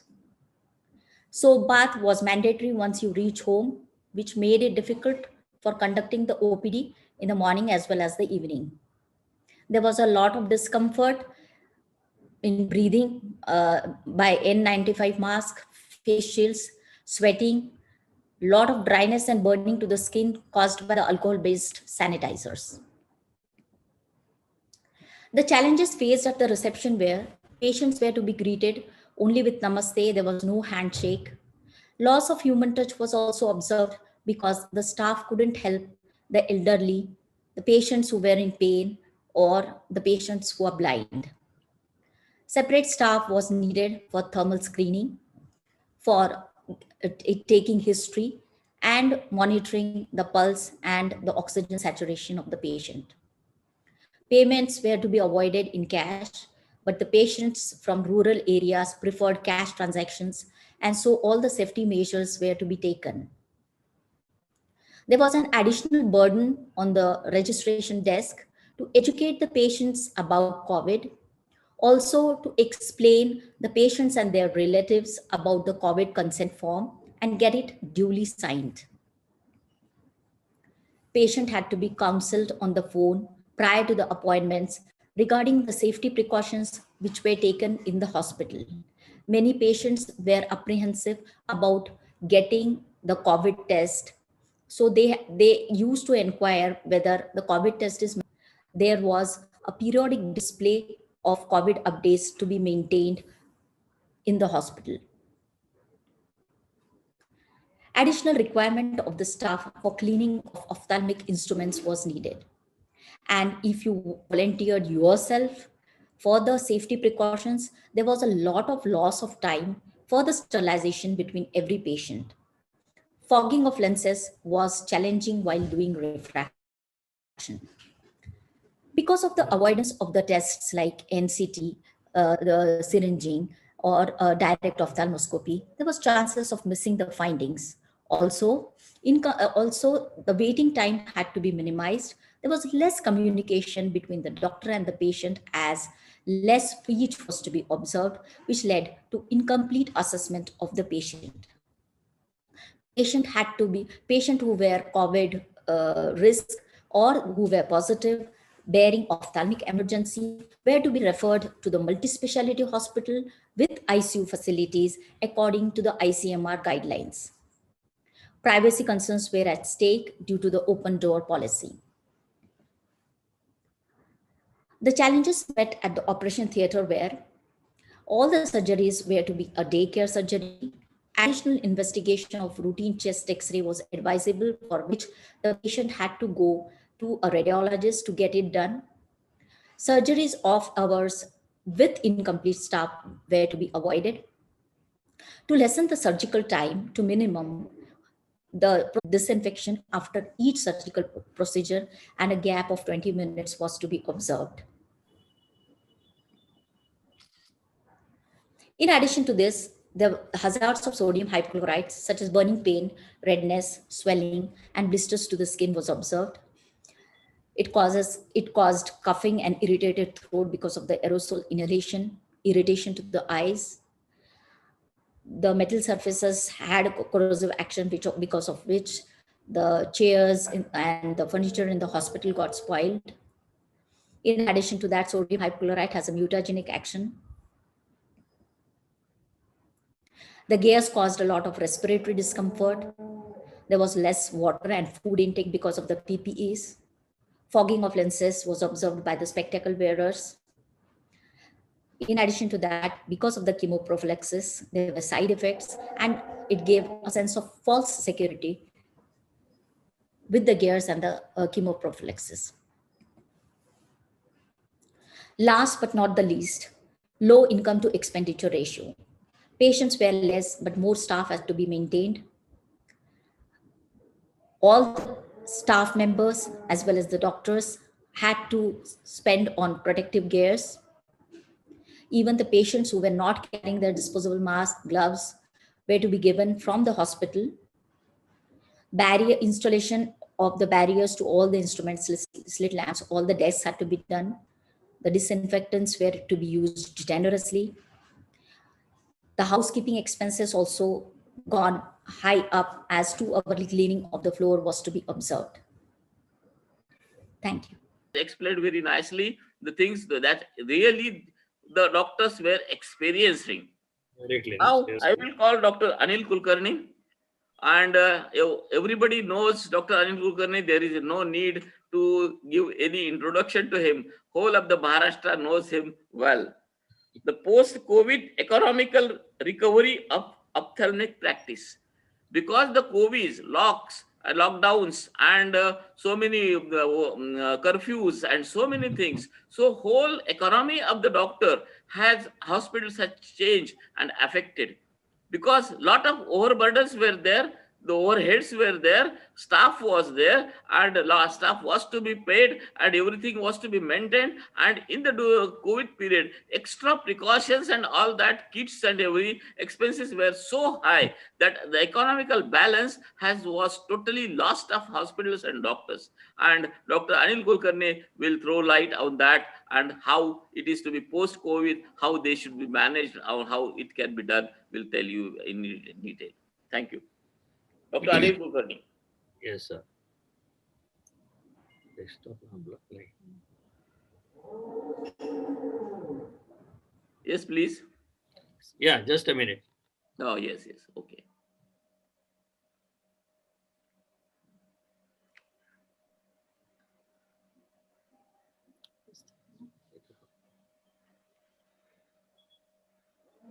Okay, can you see my slides? Yes, able to see. Okay. This is Kung Fu Panda. Last 6 years till I saw the movie. Thank you very much, my friends.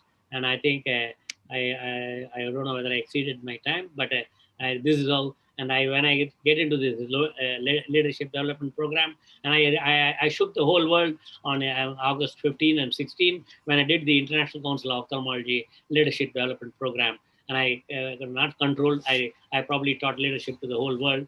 And thanks to that, and yesterday I told Sunena, one day I'll become president of the International Council of Ophthalmology. Thank you all. Yeah. Thank you, Dr. Natarajan.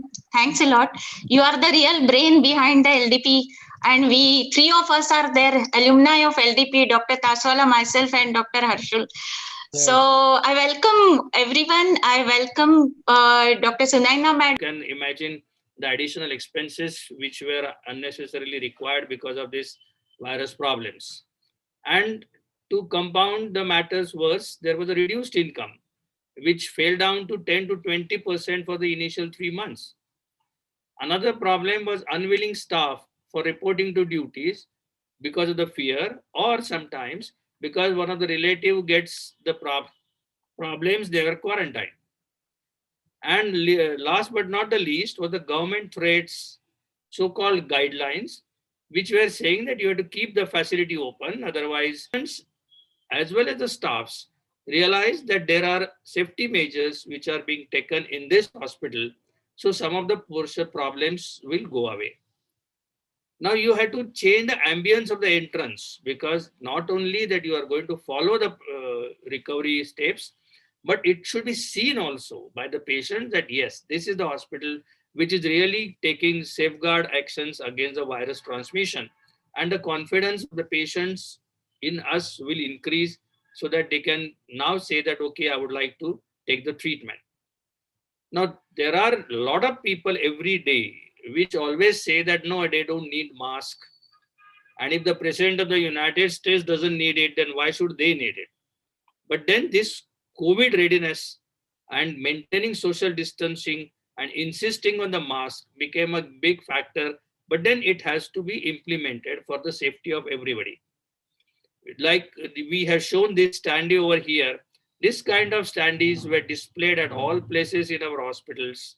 There were videos which were circulated through social media to show how these ways to fight against COVID are being actually implemented in the hospital. Because that creates an awareness that, okay, now it is safe to take the, at least in ophthalmic treatment or even the elective surgeries. The AMCs or annual maintenance contracts of all our equipments, which runs in lakhs, were fortunately extended by at least 4 months because of the efforts by AOS Managing Committee. Competition. So this was a big hit. As you can see, we have amazing talent in ophthalmology. This is one of the painting by Dr. Suhas Sarvade. So he's a great painter, an artist, and as well as photographer. So what we do in this group is we always give post of the day. We always kept some incentive or some something for all the members to keep them motivated, to keep them pushing to showcase their talent so that they come up with something new. So it's just, and I'm very thankful to Antod Pharma for this, that right from the day this group was created, Mr. Nikhil and Mr. Kishore Masurkar were very kind that they will give support, whatever support we need for this group.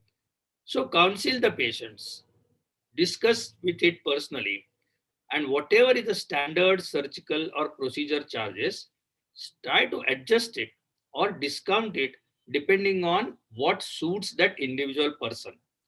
We were earlier also, and majority of us normally have standard charges, display them and tell them that these are the things which we are going to do. What I found out was in these situations, people started window shopping and asking other hospitals how much you charge for this surgery, how much is good. Oh, this is not needed. There is hardly any patient who has the insurance. But now, whenever the ready cash is going to be lacking in the people's pockets, this insurance, those who have insurance, will always come in handy. For ophthalmic surgeries, you are aware that unless the policy is in force for more than 1 year, usually they will not give any reimbursement for the ophthalmic elective surgeries. So it is always better we tell the patients also to get yourself insured so that whenever you require a problems, this kind of economical problems will be less because you are insured. As of today, realize that survival for us is important and survival for the patient's economical survival is also important. Once you do that, profit and recovery will surely follow. So there is no reason for us to get depressed. We will recover.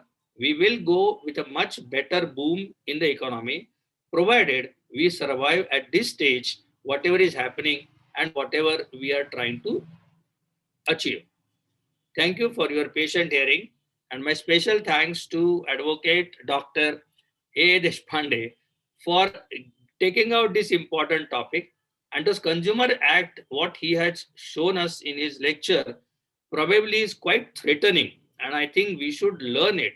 I remember only one thing when I say that ignorance of the law is never taken as an excuse for any wrongdoing. Really okay sized rexis. It wasn't as big as I would have liked it to be. And we proceeded with the surgery. Here we are injecting some phenokin in the hope that this pupil will not constrict. At this point, I was trying to decide whether to use a ring or something, but I felt that I would be able to complete it without any problems. So, however, as we proceeded with the surgery, and you can see that it's a really hard cataract, we encountered problems here because the pupil was becoming smaller. And at one point, it became difficult to go ahead and complete the surgery. So I used, again, another supplementation. And you'll probably see that now pupil size does become much better. And it allows me to complete the surgery at this point without much difficulty over there. And here we were able to.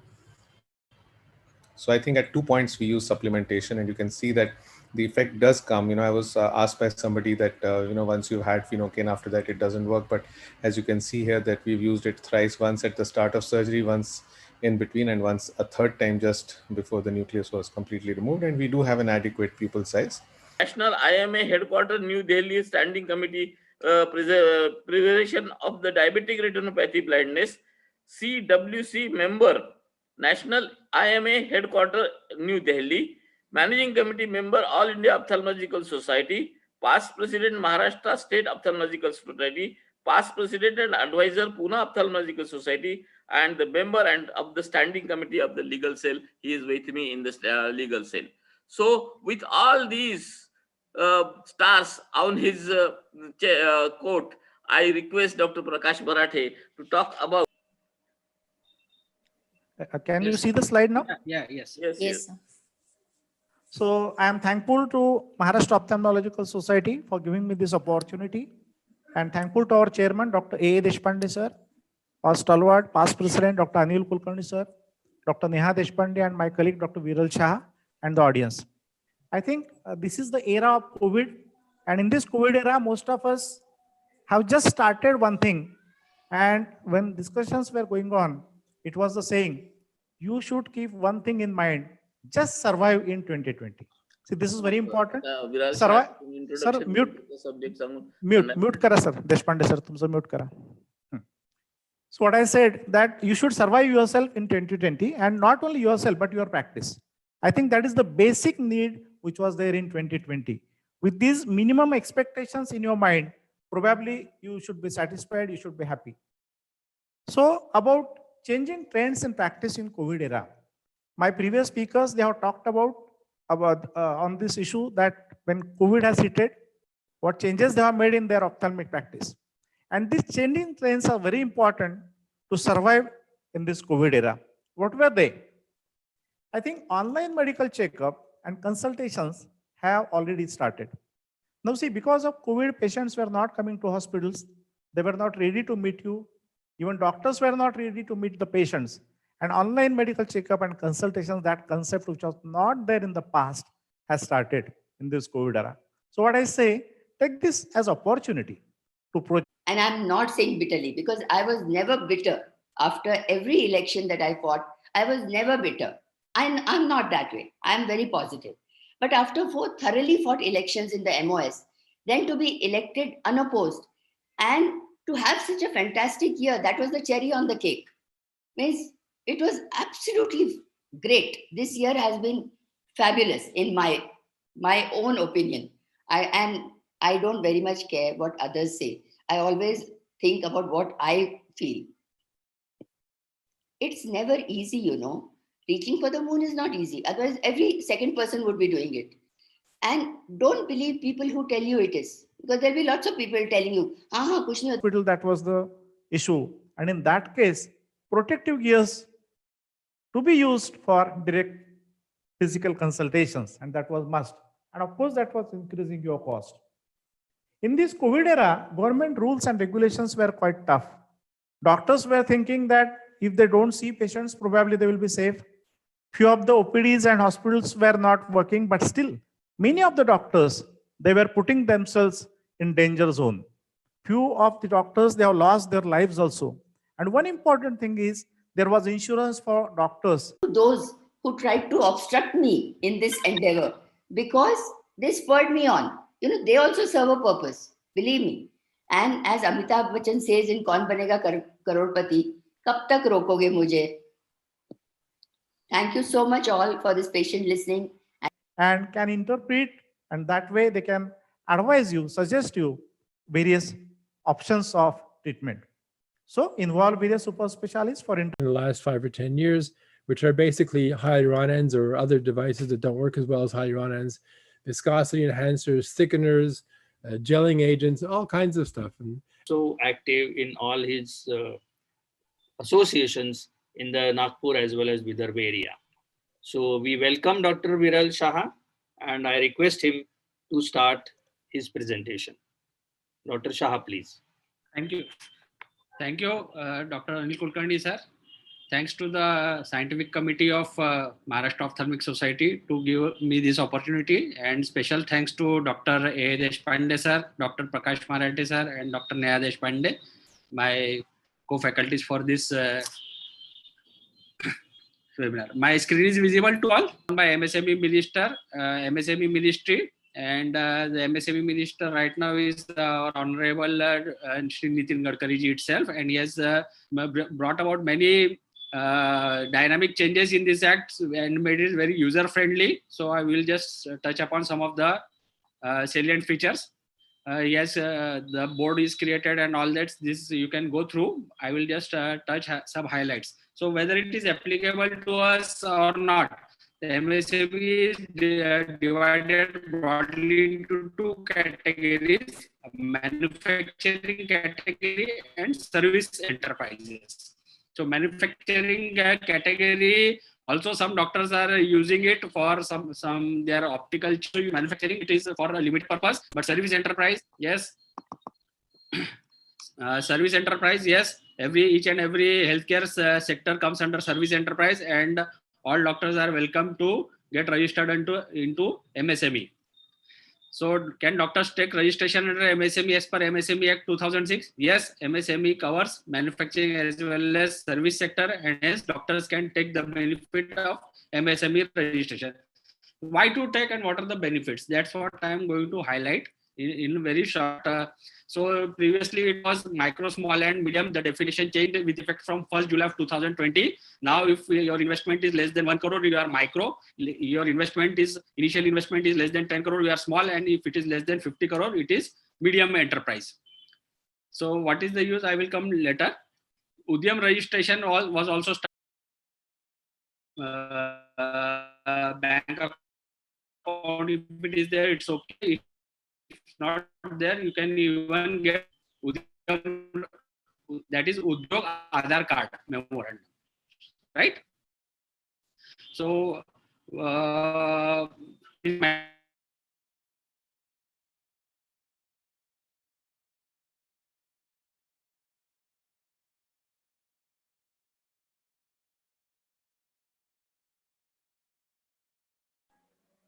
What is problem? You are not being heard. Are you able to hear him? Hello? No, sir. No, we cannot. We can't hear him. You are able to hear me? Yes, sir. Yes, sir. Dr. Viral. Yeah. Now you are audible, sir. Unmute yourself. Unmute Now yourself. it is okay. Yeah. Okay. Yeah, continue. Right, sir? Now I'm audible, sir?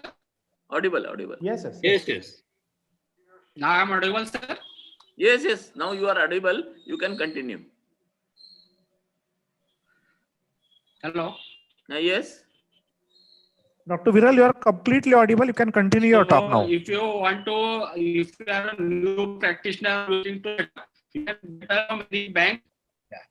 So if you are a new doctor or a new practitioner, you are going to start. Sir? Hello? Yes, you are audible. Completely audible. Continue. I'm audible now? You can off your video. Yeah. You can off your video and you can start the presentation. Okay, Continue sir. the presentation. Put your video off. Okay, sir. Yeah, I will do it, sir. Yeah. So if you are a new practitioner, no slope at all, and they're basically Newtonian. So you'd expect that these kinds of tiers should give the patient a better result and last for longer, like the Hyla shield that we first made did in the 90s. So it's hard to ask 1,000 patients because, as you know, patients all give you different answers. But what you can do is you can go to a lab and you can measure them. And you have this stuff called normal stress. And normal stress is because when you have a polymer and you exert shear force on the polymer, the globules of the polymer, which are sitting at rest, will elongate. And when you do it for 20 years, you get 3 lakhs, and only 17 lakhs is your interest. If you have 10,500 per month for 10 years, you have 1 lakh, and only, directly